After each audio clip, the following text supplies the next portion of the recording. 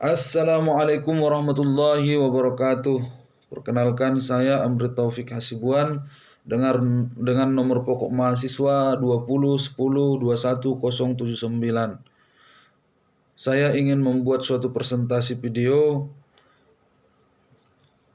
yaitu tentang Undang-Undang Omnibus Law ataupun Cipta Lapangan Kerja. Ini merupakan tugas UTS dengan mata kuliah Politik Hukum yang diampuh ataupun dosen pengampuh oleh Bapak Dr. Insinyur Haji Suparto, SH, SIP, MM, MShi, MH, CLA. Pertama sekali saya ingin menyampaikan apa sebenarnya itu undang-undang. Dalam Undang-Undang Nomor 12 Tahun 2011 Pasal 1 disebutkan bahwasanya undang-undang ini merupakan sebuah peraturan perundang-undangan yang dibentuk oleh Dewan Perwakilan Rakyat ataupun DPR dengan persetujuan bersama Presiden. Ini jelas pasal 1 ayat 3. Kemudian undang-undang ini merupakan salah satu dari peraturan perundang-undangan yang kita anut dalam sistem peraturan hukum di Indonesia. Ini jelas bahwasanya ada undang-undang atau ada peraturan-peraturan yang lain. Dan ini dijelaskan di dalam Undang-Undang Nomor 12 Tahun 2011 Pasal 7. Ada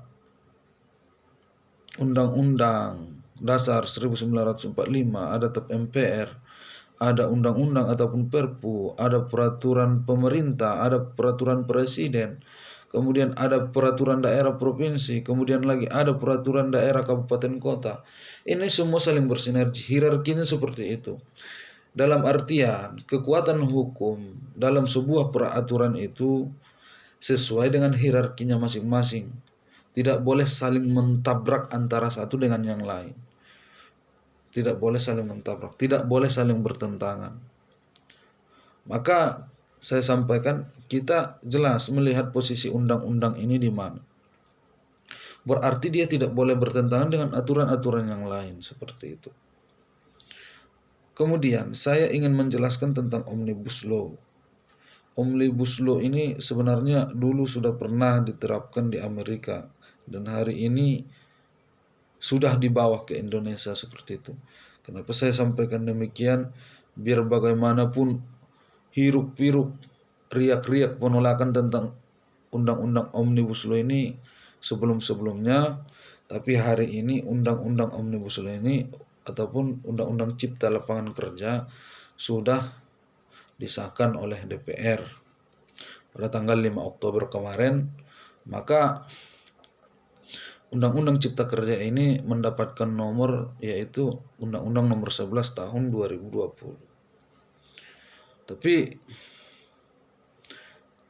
Undang-Undang Omnibus Law ini sangat menarik untuk kita bahas. Karena kita tahu bahwasanya pemerintah selalu menyampaikan bahwasanya penyederhanaan undang-undang ini untuk kepentingan rakyat. Penyederhanaan undang-undang ini untuk memudahkan masyarakat mendapatkan pekerjaan. Undang-undang ini memberikan jaminan-jaminan hak-hak dan tanggung jawab yang akan diperoleh oleh pekerja dan juga masyarakat menengah ke bawah. Tapi setelah kita analisa, kita mendapat banyak kejanggalan. Banyak sekali kejanggalan yang terdapat di dalam undang-undang ini. Yang kita kesalkan apa? Ketika masih terjadinya riak-riak di masyarakat, akan tetapi DPR begitu juga Presiden sangat ngotot untuk mensahkan undang-undang ini. Ini yang menjadi pertanyaan besar sebenarnya. harapannya kita dipahamkan dulu, dimengertikan dulu bagaimana sebenarnya tafsir daripada undang-undang ini, tujuannya seperti apa. Ini masih rancu semua. Tapi serta-merta seketika DPR sudah mensahkan. Ini yang menjadi kekesalan kita sebenarnya. Kemudian saya ingin menyampaikan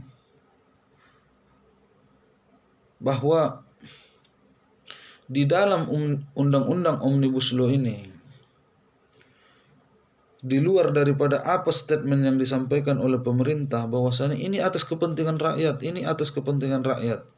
Tapi rakyat yang mana dulu? Kalau kita melihat undang-undang ini dominan untuk memberikan ataupun mengakomodir kepentingan para pemodal. Bukan rakyat menengah ke bawah yang mestinya ini prioritas yang diperhatikan, tidak. Semakin ke sini semakin terlihat bahwasanya politik kita masih dikuasai oleh politik-politik oligarki. Tokoh-tokoh politik kita itu, tokoh-tokoh pemerintah kita itu masih dikuasai oleh kelompok-kelompok oligarki yang hanya mementingkan kepentingan pribadi tanpa memikirkan kepentingan orang lain ataupun masyarakat. Saya ingin menyampaikan seperti ini. Di dalam undang-undang Omnibus Law bukan hanya membahas tentang klaster ketenaga kerjaan. Di situ dibahas tentang agraria, pertanahan. Di situ dibahas tentang lingkungan hidup. Di situ dibahas tentang kehutanan dan lain-lain. Yang mana pada sebenarnya ini semua sudah diatur di dalam undang-undang sebelumnya. Dan hari ini undang-undang Omnibus Law muncul. Maka di sini terjadi banyak gesekan-gesekan, pertentangan-pertentangan. Maka ini yang membuat kita semakin bingung. Sebenarnya tujuan pemerintah ini apa sih? Katanya demi rakyat, tapi nyatanya banyak yang bertabrakan dengan kepentingan-kepentingan rakyat. Saya ingin menyampaikan bahwa amanat Undang-Undang Dasar 1945 yang dijelaskan dalam pasal 33 tersebut, bahwa seluruh kekayaan alam Indonesia ini sebesar-besarnya diperuntukkan untuk kemakmuran rakyat Indonesia. Hari ini mana? Apakah mereka para kaum pengusaha itu mementingkan kepentingan rakyat? Sementara jelas amanah undang-undang menyampaikan seluruh kekayaan alam Indonesia diperuntukkan untuk kemakmuran rakyat. Rakyat yang mana? Apalagi dengan kehadiran undang-undang Omnibus Law, maka semakin longgar. Iya betul, semakin mudah katanya dapat kerja, tapi semakin mudah dipecat. Ngapain kita dipekerjakan kalau untuk dipecat? Lingkungan hidup lagi, AMDAL. Betul, kita tahu bahwasanya tentang lingkungan hidup ini sebenarnya yang menghalangi para pengusaha-pengusaha untuk menginvestasi di negara kita. Tapi kan apa enggak kita pikirkan dampak ini ke depan yang akan terjadi ke lingkungan seperti apa? Maka ini yang membuat kita bingung sebenarnya maunya pemerintah ini seperti apa? Targetnya seperti apa? Menyenangkan pengusaha ataupun ingin memakmurkan rakyat Indonesia? Harus kita ingat bahwasanya ada amanat undang-undang yang harus dijalankan. Ini selalu bertentangan. Belum lagi kita bicara tentang undang-undang peraturan dan dasar dan pokok-pokok agraria, Undang-Undang Nomor 5 Tahun 1960. Belum lagi bertentangan dengan Undang-Undang Nomor 13 Tahun 2003 tentang tenaga kerjaan. Dan masih banyak yang lain lagi. Terjadi kesimpang siuran yang kita temui di dalam Undang-Undang Omnibus Law ini. Maka saya ingin menyampaikan, mau sampai kapan negara kita ini dalam sistem pemerintahan yang seperti ini, peraturan-peraturan itu selalu mencekik masyarakat menengah ke bawah. Yang dipentingkan hanya sekelompok kecil. Hanya sekelompok kecil.